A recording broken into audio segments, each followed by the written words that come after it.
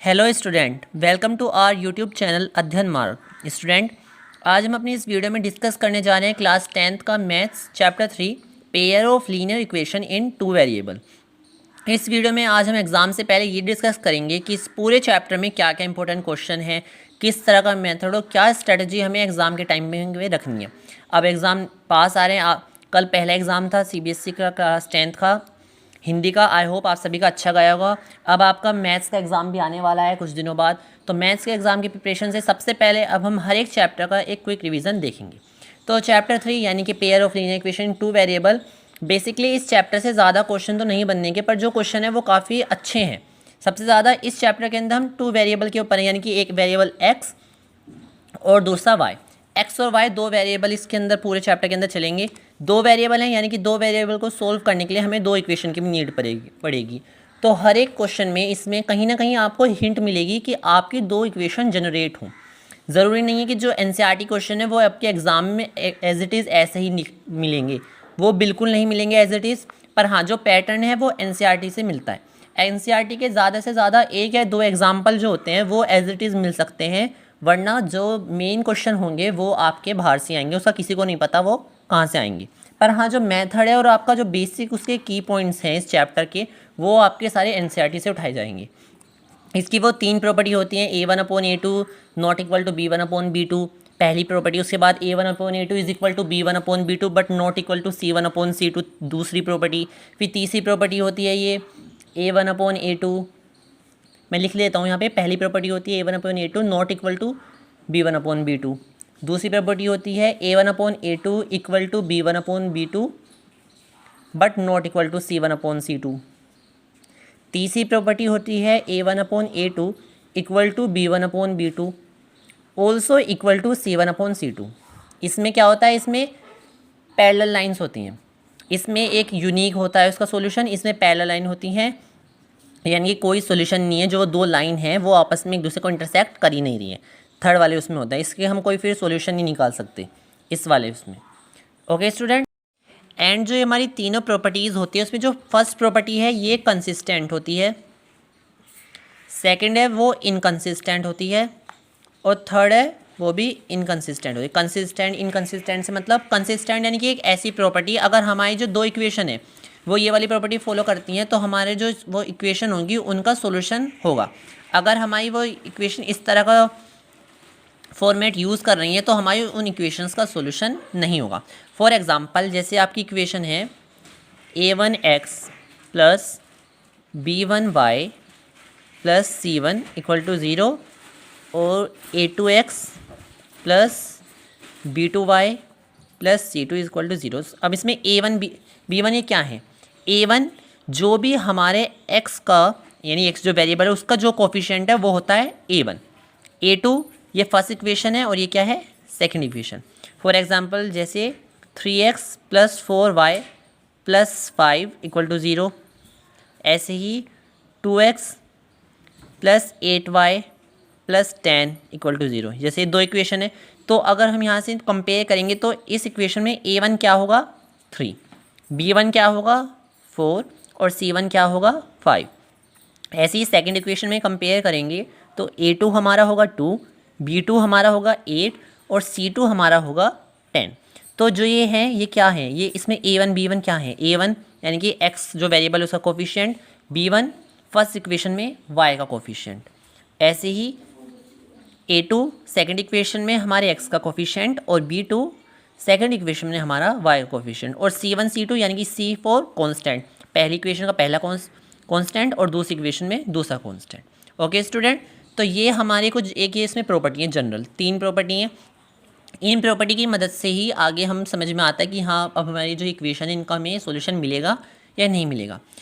अगर NCERT से बात करें तो NCERT की एक्सरसाइज 3.1 में जो तीनों ये क्वेश्चन है, इन क्वेश्चन में से एक भी क्वेश्चन की पॉसिबिलिटी या प्रोबेबिलिटी नहीं है कि वो एग्ज़ाम में आए, क्योंकि तीनों क्वेश्चन थ्योरेटिकल हैं। और अगर हम आगे एग्जाम्पल देखें NCERT 3.1 के बाद, तो ये सब एग्जाम्पल भी ज़्यादा ईजी गोइंग है। ये एग्जाम्पल NCERT की जो पर्पज़ के एग्जाम्पल हैं, ये एग्जाम्पल एक्यूरेट नहीं आएंगे एग्ज़ाम में। आपको क्या है, आपको इन सब एग्जाम्पल की बस प्रैक्टिस करके रखनी है। एग्ज़ाम्स के एक दिन पहले तो ऐसा पॉसिबल नहीं है कि आप अपनी पूरी बुक का दोबारा से हर एक क्वेश्चन प्रैक्टिस कर लें, ये पॉसिबल नहीं है।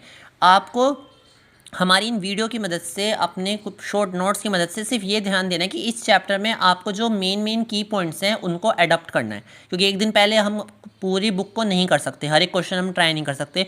वो तो जो हमारी पूरे साल की मेहनत है वो एक उसके ऊपर डिपेंड करता है, तो इतना टाइम नहीं रहा है।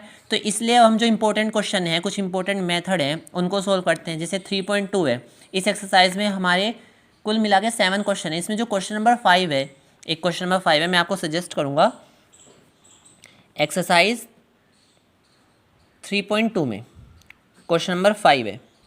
जो ये क्वेश्चन है, ये हाफ ऑफ द पैरामीटर वाला, ये क्वेश्चन काफ़ी अच्छा क्वेश्चन है। हमारे स्कूल में भी पिछली बार ये प्री बोर्ड में पूछा गया था, पर ये ज़्यादा मार्क्स का नहीं होता, पर हाँ थोड़ा सा ये अच्छा क्वेश्चन है इस एक्सरसाइज में से जो जनरली एग्जामिनर रख देता है। और इस एक्सरसाइज का क्वेश्चन नंबर जो 7 है वो भी काफ़ी अच्छा क्वेश्चन है।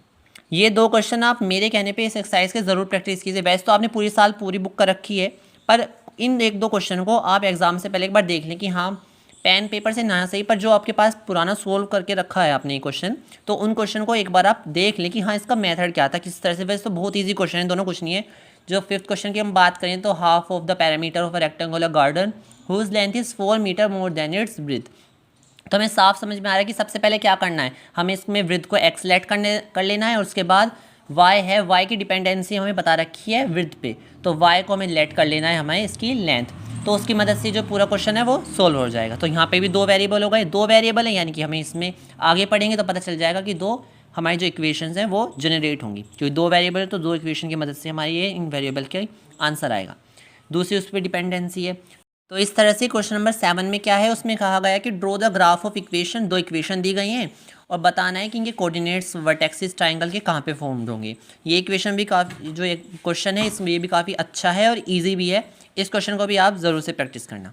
अगर हम आगे बढ़ें तो इसमें जो एग्ज़ाम्पल हैं आपके, एग्ज़ाम्पल 8 हुआ, एग्ज़ाम्पल नंबर 9 हुआ, ये एग्ज़ाम्पल भी ईजी हैं, पर ये मुझे नहीं लगता ये एग्ज़ाम में आ सकते हैं। आपको बस एक बार इन्हें बस देखना है, ज़्यादा प्रैक्टिस या ज़्यादा आपको प्रेशर लेने की ज़रूरत नहीं है। एग्ज़ाम से पहले ये नहीं सोचना कि आप पे क्या नहीं आता, जो आप पे आता है उस चीज़ को सिर्फ आप फोकस करें। जो नहीं आता तो अब इतना वक्त नहीं है हमारे पास कि हम उसको अडेप्ट करने के चक्कर में जो हमारे पास है हम उसको भी छोड़ दें, लूज़ कर दें, इतना वक्त नहीं रहा है। वो तो जो पूरी साल हमने कर रखा था उसकी मेहनत से डिसाइड होगा।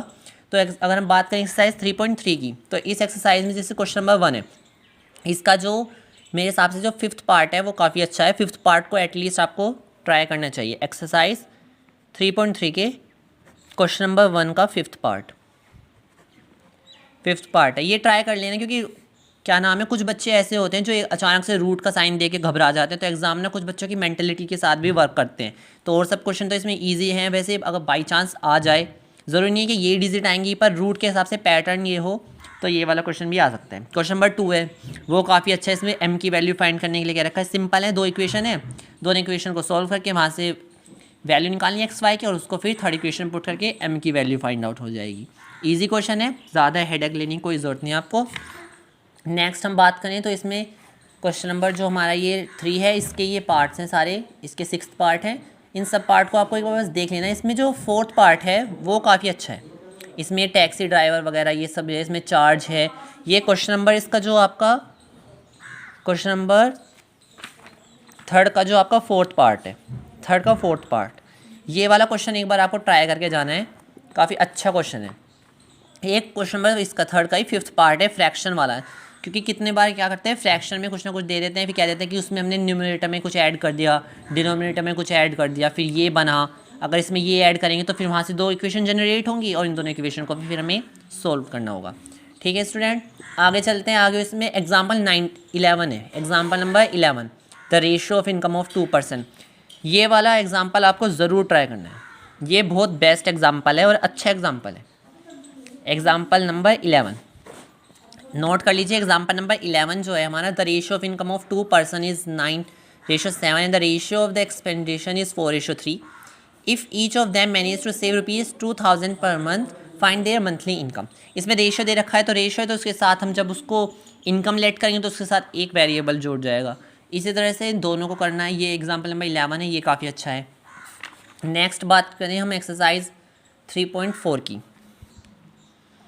एक्सरसाइज 3.4 में जो फर्स्ट क्वेश्चन है इसको एलिमिनेशन और सब्स्टिट्यूशन से करना है, ये तो इजी है। उसके बाद सेकंड क्वेश्चन है। सेकंड क्वेश्चन में भी हम बात करें, पहला जो इसका पार्ट है वो भी अच्छा है, इजी है, वो नहीं आ सकता जहाँ तक चांसेस हैं। इसमें जो थर्ड पार्ट है इसका, the sum of digit of 2 digit number is 9, also 9 times, ये वाला क्वेश्चन का जो थर्ड पार्ट है, सेकंड क्वेश्चन का थर्ड पार्ट, एटलीस्ट मेरे कहने से आपको इसको एक बार देख के जाना है, ये देख लेना, क्योंकि ज़रूरी नहीं है ये डिजिट टाइप पर इस कंसेप्ट पे, इस मेथड पे एक कोई ना कोई क्वेश्चन आपको एग्जाम में मिल जाएगा। क्योंकि इस चैप्टर में क्या है, इस चैप्टर में जो क्वेश्चन है वो आपको इस फॉर्मेट में कुछ ना कुछ मिलेगा। कहीं ना कहीं से जो आपकी वर्ड प्रॉब्लम है वो आपको उलझाएगी। कोई ये इतनी ईजी क्वेश्चन नहीं मिलेगी कि 2 इक्वेशन दे दी तो फटाक से उन्हें पता है एलिमिनेशन से या सब्स्टिट्यूशन से सॉल्व किया और आंसर आएगा, नहीं। थोड़ा बहुत जो एग्जामिनर है वो आपके माइंड के साथ भी वर्क करेगा। तो एक्सरसाइज 3.4 में क्वेश्चन नंबर 2 का थर्ड पार्ट एटलीस्ट आप देख लेना कैसे हो रहा है ये। उसके अलावा जो इसका फोर्थ और फिफ्थ पार्ट है वो इतने ज़्यादा नहीं है, थर्ड पार्ट में थोड़ा बहुत है जो हम कह सकते हैं कि हाँ इस पर ध्यान देना चाहिए। और नेक्स्ट बात करें अब हम एग्ज़ाम्पल 15, 16, ये सब भी अच्छे हैं, ईजी हैं।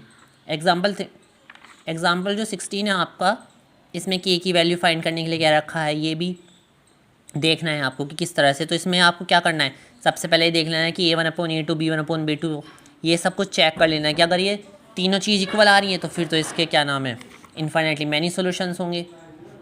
ओके स्टूडेंट, एक्सरसाइज 3.5 है, इसमें भी इस तरह की क्वेश्चन है, इजी क्वेश्चन है।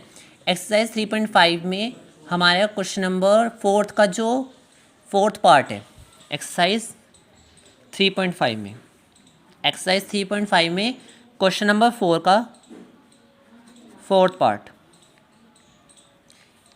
Places A and B are 100 kilometre apart on a highway, जो ये वाला क्वेश्चन है, ये क्वेश्चन काफ़ी अच्छा है और काफ़ी कॉन्सेप्ट बेस्ड क्वेश्चन है। इस क्वेश्चन को भी एटलीस्ट आप ट्राई करके जाएं, एग्जाम से पहले एक बार आप इसको देख के जाएं। एक्सरसाइज 3.5 का क्वेश्चन नंबर 4 का फोर्थ पार्ट, ये फोर्थ पार्ट है, यहाँ पे बाय मिस्टेक फिफ्थ लग रहा था, वो फोर्थ पार्ट है। ओके स्टूडेंट, तो क्वेश्चन नंबर 4 आप इसको ट्राई कर लेना वैसे, और ज़्यादा कुछ भी आपको प्रेशराइज करने की ज़रूरत नहीं है। एक इसमें एग्जांपल नंबर 19 आता है, क्योंकि इसमें कंसेप्ट है आपका अप स्ट्रीम और डाउन स्ट्रीम का।